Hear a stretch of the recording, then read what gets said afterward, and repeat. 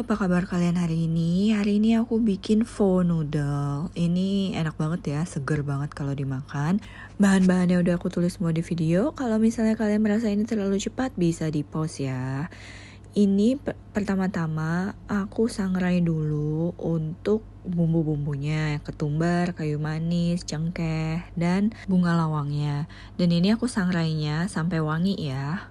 Nah, ini rempahnya udah wangi ya. Ini aku sisihkan dulu, lalu aku sangrai jahenya dan juga bawang bombaynya. Kalau kalian mau lebih medok lagi, bisa dibakar.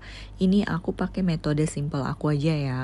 Jadi kalau misalnya dibakar tuh kan luarnya itu kulitnya agak gosong-gosong gitu ya. Jadi itu yang kasih warna ke kuah pho noodle-nya ini. Jahe dan bawang bombaynya aku sangrai sampai agak berwarna seperti ini ya. Kalau misalnya kalian mau lebih coklat lagi, bisa lebih lama disangrainya. Tapi kalau menurut aku segini udah cukup, jadi ini aku angkat ya. Lanjut, ini aku mau blanch daging sapinya. Kalau kalian bingung teknik blanch itu apa, jadi teknik blanch itu adalah merebus daging sapinya ini di air mendidih sekitar 5-10 menit. Setelah itu diangkat dan dicuci bersih lagi pakai air biasa atau di air mengalir. Ini tujuannya untuk apa? Ini tujuannya kita untuk mengangkat kotoran-kotoran sisa yang ada di dagingnya yang membuat kuah itu jadi keruh.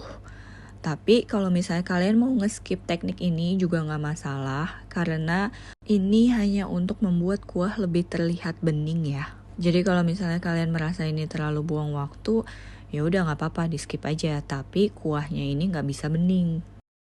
Sebelum kita lanjut memasak, jika kalian baru bergabung channel aku, halo, perkenalkan nama aku Vanessa. Aku sharing tentang menu masakan harian yang aku masak untuk keluargaku dan anak aku. Dan jika kalian merasa terbantu, jangan lupa di like, comment, share, dan subscribe ya. Bahan-bahannya udah selesai kita prepare semua. Sekarang saatnya kita bikin kaldu stok pho noodle-nya. Ini semuanya langsung dimasukin aja ya. Daging, juga rempah-rempahnya, semuanya dimasukin.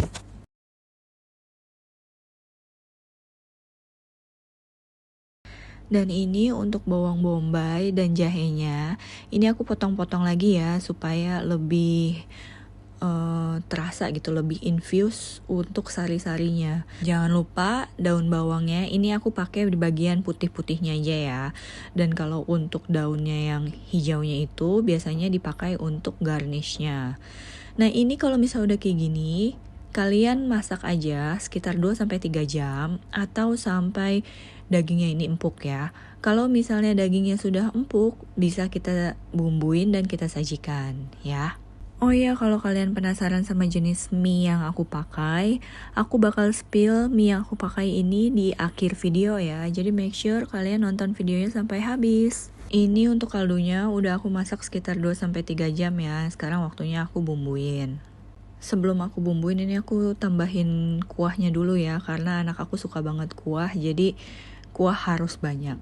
Jadi kalau misalnya kalian udah 2-3 jam, sekarang tinggal kita bumbuin aja. Ini aku kasih 2 sendok makan kecap ikan, 1 sendok makan kaldu bubuk, 1 sendok makan garam, 1 sendok teh gula. Setelah itu kalian aduk-aduk dan sesuaikan rasa ya. Kalau kalian merasa ini kurang garam atau kurang manis, bisa disesuaikan sesuai dengan selera kalian. Tapi kalau aku pakainya segitu. Kalau dirasa sudah pas, tutup kembali pancinya, jangan dimatikan apinya. Karena kita mau kaldunya ini betul-betul panas ya, untuk menyajikan pho noodle-nya ini. Sekarang aku mau proses mie-nya. Ini aku pakai rice noodle ya, yang dikhususkan untuk pad thai, tapi untuk pho noodle juga bisa. Ini aku pakai merek ini. Ini banyak banget yang jual ya. Kalian bisa nemuin di toko online pun juga banyak yang jual. Cara masaknya juga gampang, tinggal kalian rebus aja di air yang mendidih kayak gini. Ini nggak lama sih waktunya, tinggal cuman 1-2 menit ya. Jangan terlalu lodoh juga, karena kita nggak mau makan mie yang dikit-dikit hancur, nggak enak. Nah, kalau misalnya udah lemes kayak gini, kita bisa langsung angkat aja.